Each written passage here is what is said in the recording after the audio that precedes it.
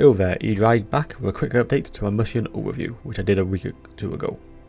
Since then, Mixu has updated the roster and added a couple more yards via Vampire Buddy Lines mechanic. So to do a quick update to the roster, and thought I'd take a look at the skill trees while I was at it. So a quick shout out to King Bob to tell me about the update. Cheers for that, and if anyone else notices an update to any of the mods I cover, please drop a comment so I can check it out. First up, we have a Fallen Knight. A Plutonian Knight, which has been risen again by Mousillon. So what does the Undead Knight bring? Well, he's pretty good in a fight, to say the least, with a good solid combat, stats across the board, and bring in the regen as well. He's also a very cheap yard, so it can easily give you a better option if you want to bring a more elite army. You can be mounted on a horse, Pegasus or Hippogriff, allowing him to form up with any cav unit you want. High damage output, but only 170 AP, so take that in account when picking your targets. He has one ability of note, Awe of Majesty, which allows him to buff up your mutant units, something to be aware of when building an army around him. The Dark Prophetess is an interesting choice. A vampire, so being very good in combat, and pretty good armour at 90. She is certainly no pushover. Coming with spells from the Awe of Vampires, namely Cure of Death, Invocation of Nehek, Winds of Death, and from Dark Magic Power, Power of Darkness, Word of Pain, Soul Stealer. Giving her the healing of the vampires, but some of the damage of the dark magic, and of course, and curses. A potent spellbook to say the least. The only summon is the Ghost of the Past, but it gives the ability to spawn a unit of damned knights errant. With only 2 spawns, it is as powerful as it is with the vampire ghost. Also bringing some unique abilities, lightning reflexes, giving a nice buff in speed and damage resistance, handy for charging down on missile units. Seduction, a hex swung units around her and debuffing their melee attack. A very powerful ability, making her best close to the action. However, there is an ability, when casting, making the Dark Prophetess at risk of rampaging your own units around them, so careful placement is needed.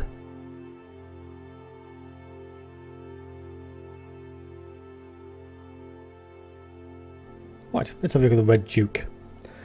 So this is, again, with the boys mod activated, just so some of the stats may be slightly different, but the general tree will be exactly the same. Just maybe the odd stat will be changed. So most of it is standard thing. We'll get to the more important stuff at the top in a minute. So on the bottom you've got all your campaign buffs, usual things. Nothing of a real note. On the next tree up we got a Death Insurgent, which is a quite nice melee defense and leadership buff. And some really nice buffs for the various particular units this faction has, which you've probably hopefully already seen in my unit overview video. And I thought while we're at doing the update, which I've already shown you the 2 updated yet to do heroes, we might just go quickly over the skill trees. So this is what we're doing in this video. So yeah, so these are all the standard buffs you get to the armies, which is very nice. Then you got the vampiric tree. So you've got not all, I don't think it's all of the spells, I think it's most of the spells though, in that tree, and no buff at the end. And then he's got all his own personal buffs. So I'll quickly go through these because he's not actually a playable character. So you got charge ones, you got Dark Knight, you got melee defense, melee attack, all buffable a couple of times.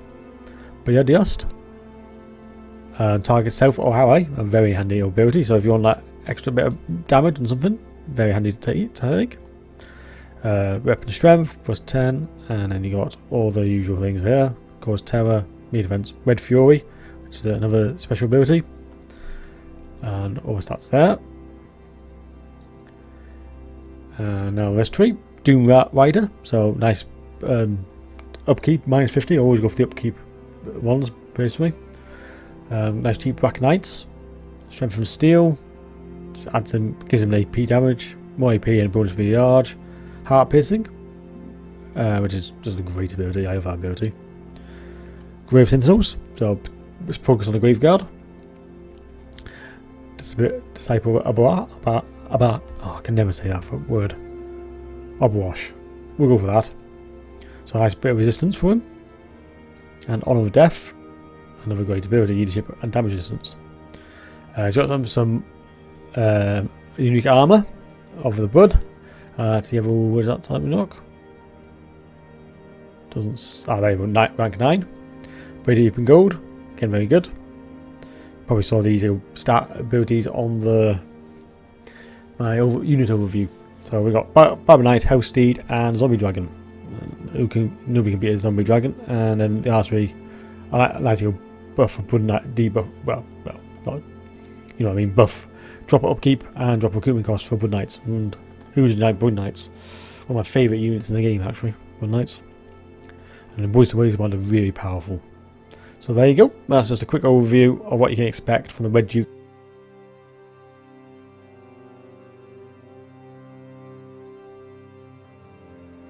Right, let's have a look at the Fallen Knight skill tree. So this is one of the two. There was a Dark Prophetess, if I can say the word. And it's pretty much your standard affair. So you've got your traditional ones. Just to say that I have got the Boys mod, because I prefer playing with that than vanilla, so I thought I'd play that with this mod, and it works really well, to be fair. Anyway, back to what we're talking about. So you got your traditional buffs, so I'll just quickly go through them. These may be different in vanilla, but they'll be the same, be effective the same units, but the stats may be slightly changed. Nothing major though. So you got some buffs for the minimum arms, buffs for the monsters, usual stuff, buff for charges, trebuchet damage there, a rally, and peasant's duty, all of the usual things. Standing ground, always handy. Or Dark Majesty, that doesn't really ring a bell, let's have a quick look at that. VA defense, armor, piercing damage, me attack, very nice, constant effect. Yeah, it's a buffer. Fallen Knight is a buffing unit. And it's really good, it's quite cheap as well, so nothing special. Got Dark Majesty, so yeah, it's just a basic buffing. And of course they start with a Bird of a Horse as standard, being a Bretonnian or ex-Bretonnian knight. So what else do we have? We have Embrace the Darkness. So these are the newer abilities which you may not be familiar with. So that's a constant buff by the looks of it, constant passive ability, the Hunger. So yeah, just replenishes your hit points like a vampire would. Brothers in Death. Ooh, nice minus upkeep for the Blood Knights, Blood Knights, Black Knights, and Damned Knights. That's very nice. Quite expensive they are. 300 in this mod, if memory serves. Maybe a bit more than that. And the Blood Knights are pushing 400. So that's quite nice. Avatar of Death, which just sounds cool. That's just for his own damage, particular damage and attack. Not the greatest. Well, as I can say, these are stats for the Boys mod. You've already seen the stats for the actual Fallen Knight in vanilla. So I'll get you to do the calculations there. Emergent Terror, Rampage Mechanic, very good. I like the Rampage Mechanic, I think it adds a bit more uniqueness to an army. And across the top, we've got a Global Province, so if he's going to be the home defense, you want to go down here. And immune to Untainted. Some more buffing on the peasant units. Main or for peasant units, very nice. Then a recruit rank bonus. And the last one, is that for his entire army? Yeah, crash replenishment rate of plus 10% for your army, that's really good. Attribute Undead and Perfect Vigor weapons of plus 20. Very nice. Just adds him a bit more damage. Of course, they can take a Hippogriff as well. Level 14, so that's pretty good. Anti-Bretonnian and a Fallen Knight. So just some basic buffs for the buildings. Anything down here which I've missed? Nope. I think that's yacht. So yeah, that's the Fallen Knight skill tree on Boys to Boys mod. Just to have a quick reminder.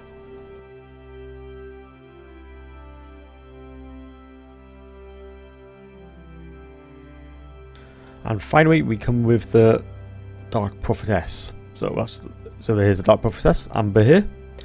And just as a quick note, to recruit the Dark Prophetess and the previous one is all done by the Bloody Irons tree. So the Four Knights obviously down that one, and this, she's a Yemenian. So that's how she get you waking one of these, and then you just recruit them on the next turn, as always. So let's have a quick look at her skill tree. So I'll start from the bottom. So we've got the usual various buffs. Just a quick reminder, I'm still using the Boys to Boys mod to show off these stats. So there might be small changes, but nothing major. Then we got all the buffs for the units. All very nice. And obviously she's a vampire, so she's pretty handy in combat. As you can see from the top left hand corner, it was really really good melee attack, melee defense, good leadership. Armor's reasonable, 60, not too bad. She can hold her own. She can definitely hold her own against a standard build. And just finish this off. So all the buffs for the various units, but when they get certain ranks, magic awareness, and then melee defense. They are, so don't really want her in the front line just in case, but she can perfectly hold herself in there. So she's got two variable casting magic trees even. She's got some of your vampires. She's got some of the spells from there, and she's got your other dark magic. So let's have a quick look. So we've got Infinite Heck, Curse of Death, Power of Darkness, which I believe is from Dark Magic. Word of Pain, again from Dark Magic. Then we've got a nice Summoning. And Summoning down at Light's Own, so you might remember that spell from the Vampire Coast. Very good. Summoning a cavalry unit is always good. I do like that ability. Then we've got some Evasion, and we've got Soul Stealer, again from a Dark Magic. That's from your vampires. So a nice white. I haven't got all the spells from each of those trees, but some really good ones. So you got Soul Stealer. So that's good for attacking a single target. And Wind of Death is nice death.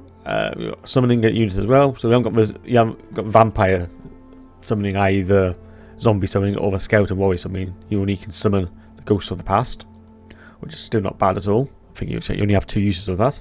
You have to buff that. Word of Pain, nice, a very good melee casting debuff. So that's that trait, and of course you get Arcane Killer next. Now you got some personal abilities, so get that replenishment hit points. Devastating Charge, Dark Knight. I always put at least one in there, even if she's going to be or if she's just going to be at the back. Just handy to have, just in case she gets caught out. You can always bring her out, go somewhere else, etc. So you got Demate Defense, Quick Blood, all the standard things, Lightning Reflexes because of the vampire amazing abilities to strike. Weapon Strength, Hit Points, Terror, more melee defense, and Transfix. Actually, you got Transfix. So you got a nice Discouraged, and imbues damage resistance and speed. So trace down those units. That's what you want.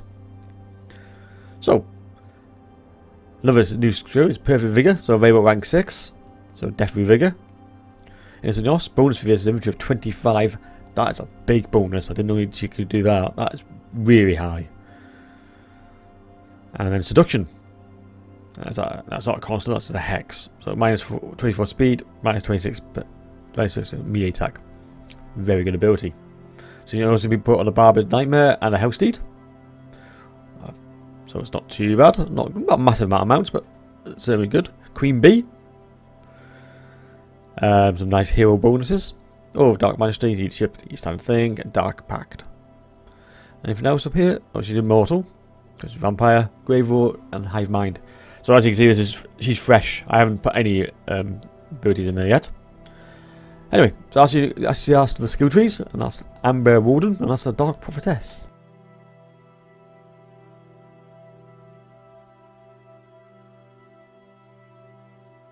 And to round this video off, I'm just going to take you through the campaign I'm doing at the moment. So I mainly played this campaign just to get to look at the new units. I want to get those skill trees in, so what you've just seen. And I just thought I might as well just finish this video off and show you how my campaign is going. So as I said before, well, I've probably said millions of times, I'm playing with all the Mixu mods. So it's all usually all mods. Playing with the Regiments of Renown units, as in the pack by Decomposed and his friends. So that's on as well, and I'm playing with Boys to Boys mod. So right now we know where we are. So what does Mousillon bring? So obviously you start off with Mousillon, and they do have a very nice building art which I wanted to share. And here it is. As you can see, it provides all the things. So as you get this straight off the bat, you don't have to build it; it's already there. Fortress of Melvech. We'll go for Melvech. So it immediately allows you to recruit. It doesn't allow you to recruit. Don't think it requires you to recruit that unit because So that's already locked out because it needs the army. I built the army and I'll go through my thinking over that in a minute. Black Knights, that's available. Got Men at Arms, Pole Arms, Peasant Bowman, White King, and that's about it. Yeah, and I think there's one there. There we go, men's arms sword. They also start off with this building as well. So you get the barrel of that level, which you can upgrade, and you start with the porters obviously as well, which you upgrade as well. So, and it's a level 3 settlement straight off the off, so that's not too bad. So I immediately went to get UNA, and it was a hell of a fight because I got a reasonably good stack by the Red Duke, and as you see in a minute, I don't have the Red. Well, actually, I'll show you now. Yeah, Red Duke died on the following second or third. I think I was pushing towards. I'm trying to. My idea was to go through Castle Baston, get this area, and link up with the Bauerlegion, which are still, I think, alive at this moment on turn 48. Let's have a quick look. Yes, they're still alive, but they only got one settlement. So I wanted to get maybe a trade, or maybe even take them over. I think I got that mod where I used to confederate undead factions. So things are going well there. Well, not particularly well because Red Duke died, unfortunately. Yeah, that was the fight there, right there. That's where the Red Duke died. I was pushing there, I pushed too far, and they had 2 stacks here, and this destroyed me. I did fight it, didn't have a chance really. I've been hassled by Untitled, as you might have seen from my battle I had before. So, and I have to risk. So I've recruited a Messenger Necromancer, maybe because they're really cheap, 193 upkeep, and I did have a unit of Crypt Towers, but they just lost that big fight, which again was the Battle Replay. But on the whole, not too bad, not too bad. I did have another army, which you saw in that Battle Replay, and that was destroyed soon after, because these two just trapped them in this corner, and I couldn't get them out. Then I pushed them back with this army. So that's where we stand here. And so I've moved on, I've got UNA, as I said before. Let's go to the browser. And this is where you get all the units, obviously, and as you know, if you watched the overview video, that some units you cannot get as Mousillon, which are the usual undead ones, like Vargeists, Black Coach, a few others. But you do get access to these units, the Damned's Errand, which I've only just recruited this building, I built this building, and I'm just upgrading it. So my current theory is get UNA and Mousillon really strong. Nice solid map, solid corner of the map. Nice 2 ports to provide lots of income, lots of dark magic, and I've got that to protect. I've got a very good strong garrisons in both these places, full of Graveguard. So it would take a hell of a fight to get through these. So I can actually leave this area now and push on a bit. I've got Union Curb annoying me. Actually, I killed Union Curb, I think. No, he's still around. And he's got him as well. Oh, right, okay. It's like legendary, did I say? That must be one of the new units. That's well here, obviously, legendary new units. Okay, he's pretty nails, let's be fair. Interesting. So yeah, that's why I'll just quickly show you the campaign map, what you expect from the campaign. It's a really good campaign with Mousillon. It's very difficult though, I would say it's pretty difficult because you get hassled by Bretonia from all sides. I haven't actually made peace. I did make peace with the ones down here. Can't remember off the top of my head. Oh, Bordeaux. You know what I mean. Alwick, isn't it? I think. Alwick to Bordeaux, that's him. But they got destroyed by these. So I'm hoping to get a bit of a Pirates treaty going. I've got a non-aggression pact for them. Maybe a treaty? A trade? Who knows? And I've got a peace treaty with these down here as well. And as you can see, Old Bretonia is being attacked from all sides down here. Oh, by the Pirates of Trantoria. Yeah. So, interesting start of the campaign, really. Very interesting. I don't often see in my playthroughs the pirates actually doing this. So, yeah, interesting. I don't know if that's because of the Boys to Boys mod. Maybe. I think Catep does change some of the aggression on some of the units, so maybe that helps. Maybe. So, anyway. I think I'll just leave it there. I just wanted to give you a quick overview what you'd expect from a Mousillon campaign. Well, I got a chance to make this second update. And we'll leave the video there. So, thanks for watching. I hope you found this useful. And I'll see you in my next video.